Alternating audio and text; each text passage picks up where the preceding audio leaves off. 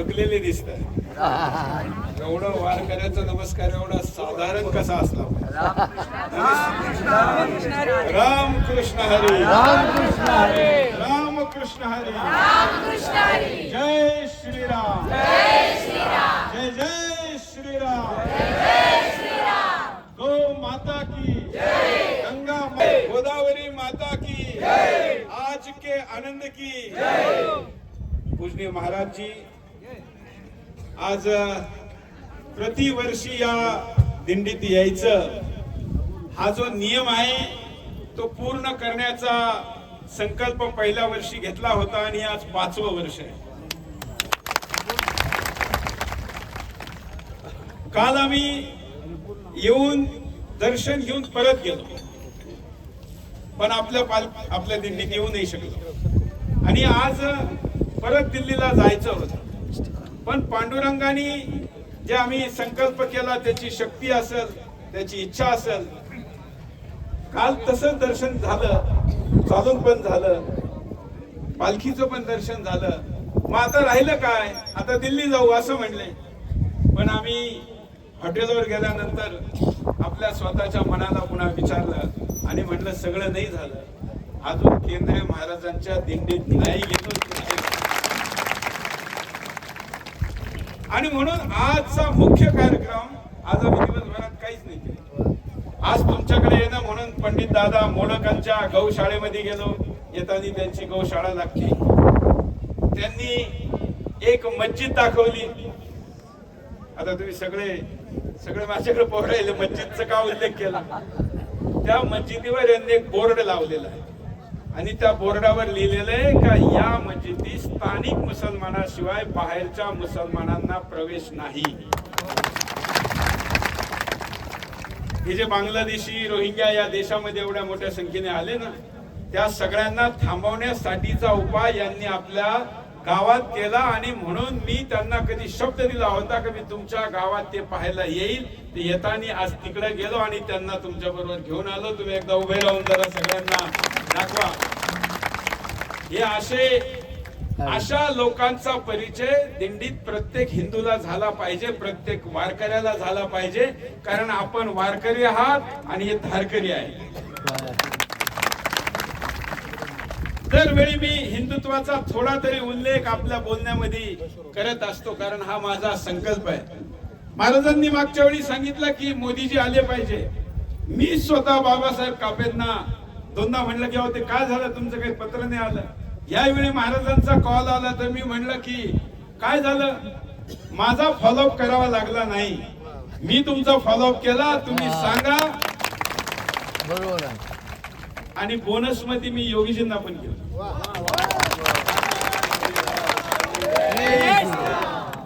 बोलवायचं का? इकडे मागचे हा नाही म्हणले, हा खूप हळूच लखनौला ऐकायला गेलं पाहिजे.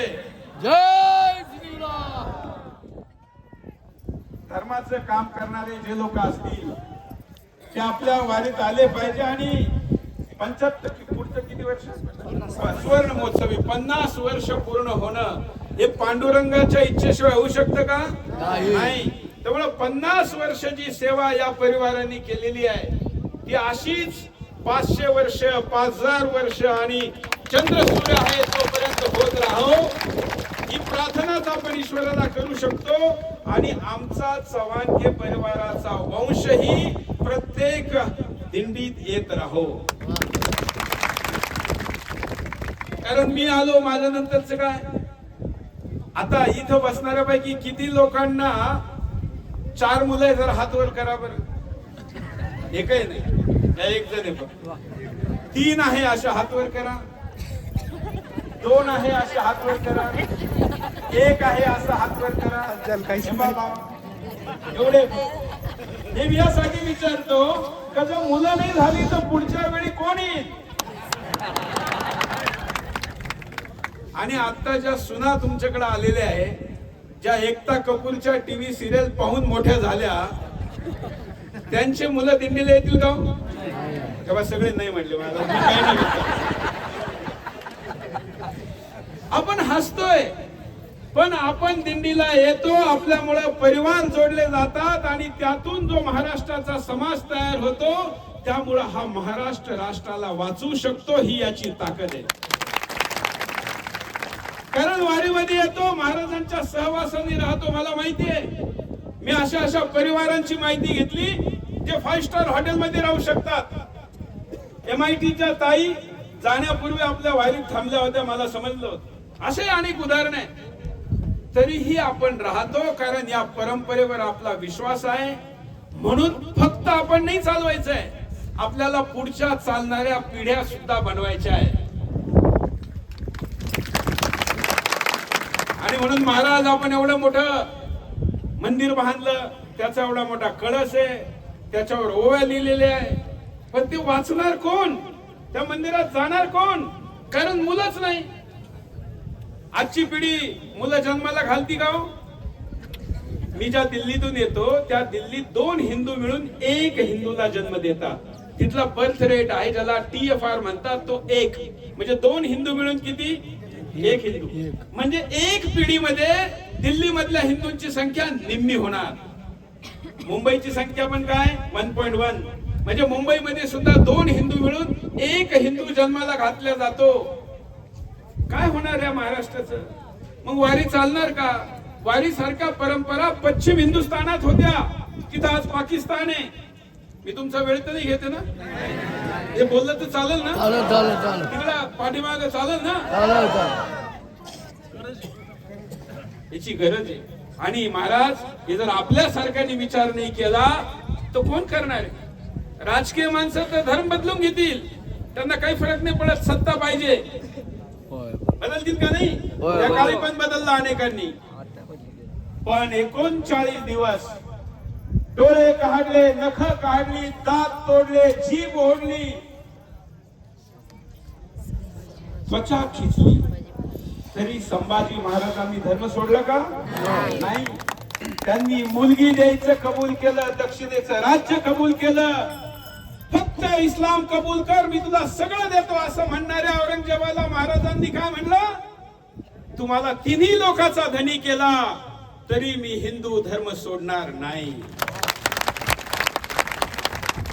अशा आपल्या सैनिकांना, आपल्या हिंदू लोकांना आक्रमणकार्यांनी मारलं, त्याची संख्या मागच्या 850 वर्षामध्ये 10 कोटी आहे महाराज. 10 कोटी. मग आपले 10 कोटी लोक मारले आपल्याला माहिती आहे. पण आपण एकही गोळी न चालवता अर्धा हिंदू संपवला, जन्मालाच घातला नाही. एकही तलवार चालली का? नाही. एकही गोळी चालली का? नाही. पण आपण आधी आपल्याकडे किती मुलं व्हायची? अष्टपुत्र सौभाग्यवती भव, होतं का नाही? आता जर असा आशीर्वाद कोणाला दिला तर हसतील, नाही तर म्हणतील हे काय. पण लक्षात ठेवा, सगळ्यात मोठं धन हे मनुष्य आहे. आणि म्हणून जर आपल्याला परंपरा चालू ठेवायच्या असतील, जर पुढच्या पिढीला यापेक्षा चांगला धर्म, यापेक्षा चांगल्या परंपरा द्यायच्या असतील, तर आपल्याला संख्या पाहिजे. आणि तुम्ही सज्जन लोकांनी जर मुलं जन्माला नाही घातली तर दुर्जनाच्या घरी संख्या वाढून चालेल का?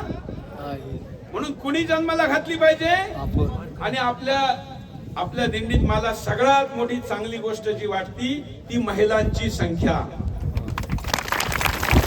मी मागच्या वेळी पण आलो, कोळी भगिनी पण भरपूर होत्या. मागच्या याच फळावर आलो होतो. कोण कोणी जरा कोळी समाजातलं?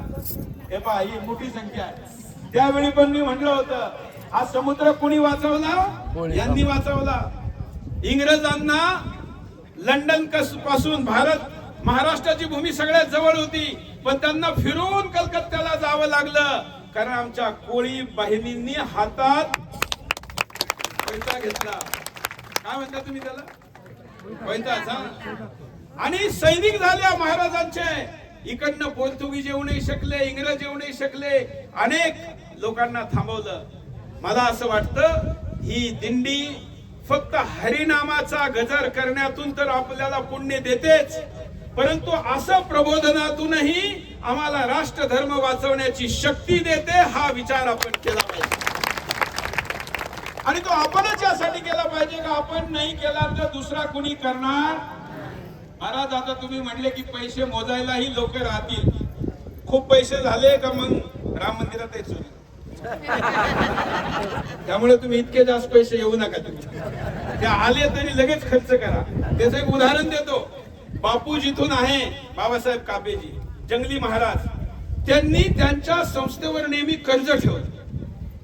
मी तर लहानपणापासून तिथे जातो.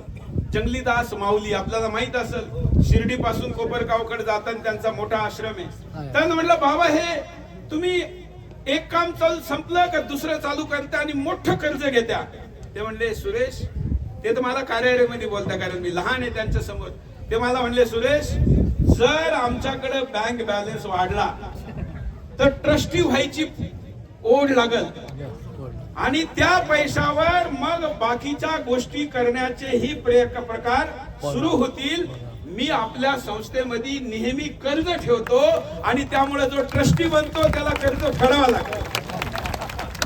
त्यामुळे तुम्ही 100-200 करोडचं कर्ज घ्यायची व्यवस्था करा. त्यामुळं मला हे माहिती आहे का आपल्याकडे असं होणार नाही. तिथं माणसं कामाला ठेवली, पगाराने ठेवली, बँकेने कामाला ठेवली म्हणून चोऱ्या झाल्या.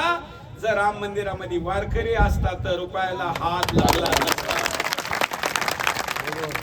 आपल्याकडे होणार नाही, पण त्याचा उल्लेख आज व्हावा म्हणून मी हा उल्लेख केलेला आहे.